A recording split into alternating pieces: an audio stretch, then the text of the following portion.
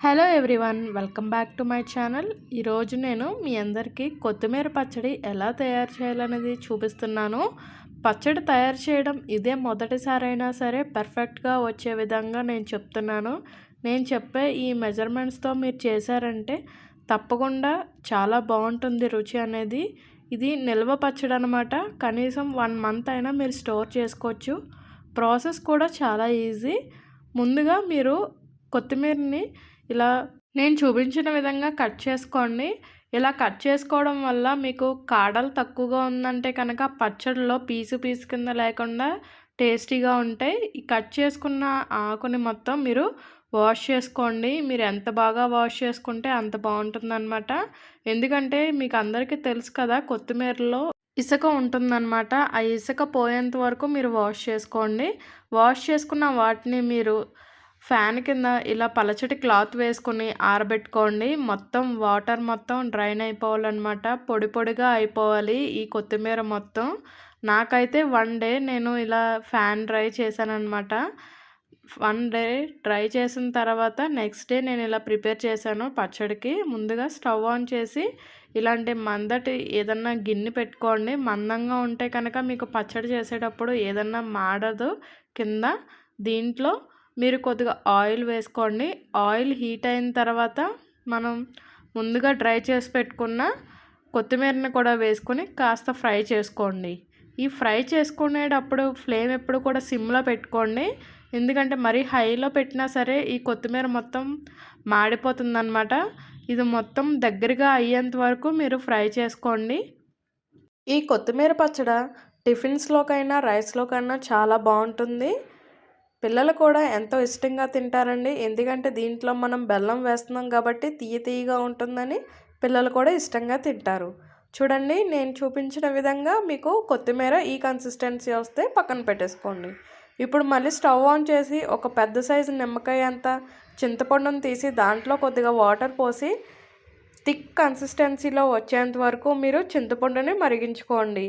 ఈ చింతపండు గుజ్జు మొత్తం కూడా మీకు మళ్ళీ మిక్సీ పెట్టుకుంటాము. సో మీకు ఇలా దగ్గరగా అయితే మటుకి సరిపోతుంది. దీన్ని కూడా చల్లారి పెట్టేసుకోండి.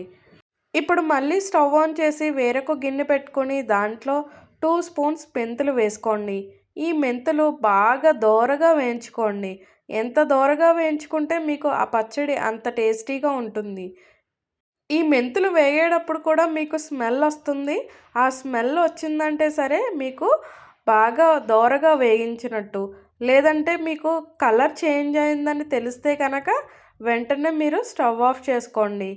ఇప్పుడు ఇవి పక్కన తీసేసుకున్న తర్వాత మళ్ళీ ఇదే గిన్నెలోకి మనం ఒక 2 స్పూన్స్ ఆవాలు కూడా తీసుకోండి. ఆవాలు కూడా చిటపటలాడేంత వరకు వేయించుకుంటే మీకు ఇందులో బాగుంటాయి అన్నమాట.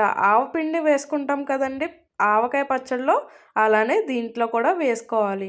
ఇవి బాగా దోరగా వేయించుకొని ఇవి కూడా బాగా చల్లారి పెట్టేసుకోండి. ఇవన్నీ చల్లారిన తర్వాత మనం మిక్సీ పట్టాలన్నమాట. సో అందుకని నేను మిగతా అన్నిటిని కూడా చల్లారి పెట్టుకోమని చెప్తున్నాను ముందుగానే. ఇందాక మనం కొత్తిమీర వేయించుకున్నాం కదండి, అదే మందటి గిన్నెలో మళ్ళీ 3 కప్స్ ఆయిల్ వేసి కాస్త వేడి అవ్వనివ్వండి. వేడి అయిన తర్వాత మీరు స్టవ్ ఆఫ్ చేసుకుని దీన్ని పక్కన పెట్టేసుకోండి. ఇది కూడా చల్లారిన తర్వాత మాత్రమే మీరు పచ్చడిలో కలపాలి. నేనైతే సన్ఫ్లవర్ ఆయిల్ యూస్ చేశాను. వేరుశనగ నూనె కానీ నువ్వుల నూనె కానీ యూస్ చేస్తే ఇంకా బాగుంటుంది ఈ పచ్చడికి.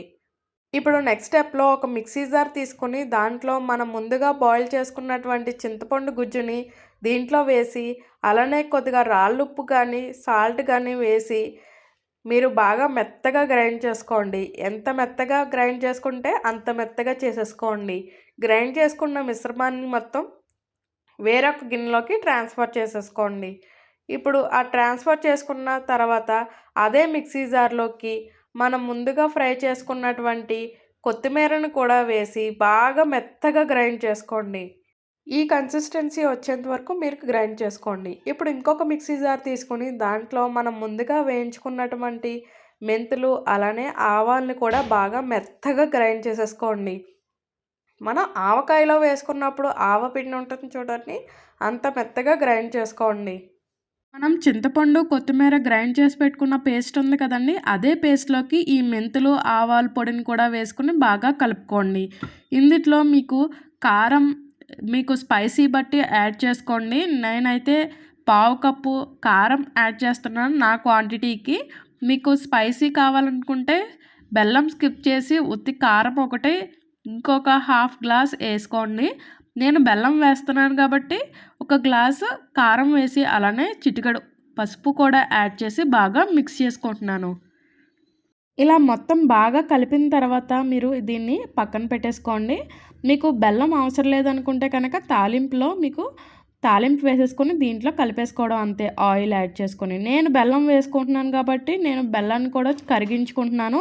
ఒక పెద్ద నిమ్మకాయ సైజ్ అంత బెల్లం ముక్కను తీసుకుని కొద్దిగా వాటర్ పోసుకుని బెల్లం మెల్ట్ అయ్యేంత వరకు మాత్రమే దీన్ని హీట్ చేస్తున్నాను. మరీ పాకం వచ్చిందంటే కనుక మీకు పచ్చడి జిగురు జిగురుగా ఉంటుంది, గట్టిగా ఉంటుందన్నమాట. సో మీకు మరీ అంత గట్టిగా రాకుండా ఇలా లేతగా బెల్లం ఉండగానే బెల్లం పాకాన్ని మీరు దాంట్లో ఇందాక చేసుకున్నాం కదండి కొత్తిమీర పేస్ట్, అదంతా దాంట్లో వేసేసుకోండి. ఇదంతా కూడా బాగా కలిపిన తర్వాత మీరు ముందు ఆయిల్ని వేడి చేసుకున్నాం కదా, ఆ ఆయిల్ని కూడా దీంట్లో కొద్దిగా యాడ్ చేసుకుని బాగా కలుపుకోండి. కొద్దిగా మిగిల్చుకోండి, దాన్ని తాలింపు వేసుకోవడానికి యూజ్ చేసుకుంటాం మనం. సో మిగిలిన ఆయిల్ మొత్తం కూడా దీంట్లో వేసేసుకోండి. ఇందాక మిగిల్చిన ఆయిల్ని స్టవ్ ఆన్ చేసుకుని ఆ ఆయిల్ హీట్ అయిన తర్వాత వెల్లుల్లిపాయలు ఇలా దంచుకుని వేసుకోండి.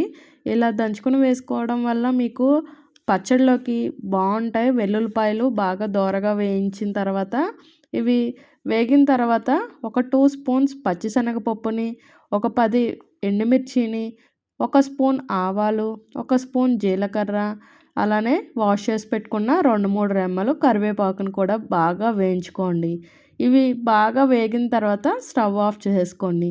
స్లైట్గా వేడిగా ఉన్నప్పుడు మాత్రమే మీరు మనం ముందుగా మిక్స్ చేసుకున్నాం కదండి కొత్తిమీర పచ్చడిని, అదంతా దీంట్లో వేసేసి బాగా కలుపుకోండి. మీకు గనక ఆయిల్ సరిపోతే సరే, లేదంటే ఇంకా ఆయిల్ యాడ్ చేసుకోండి.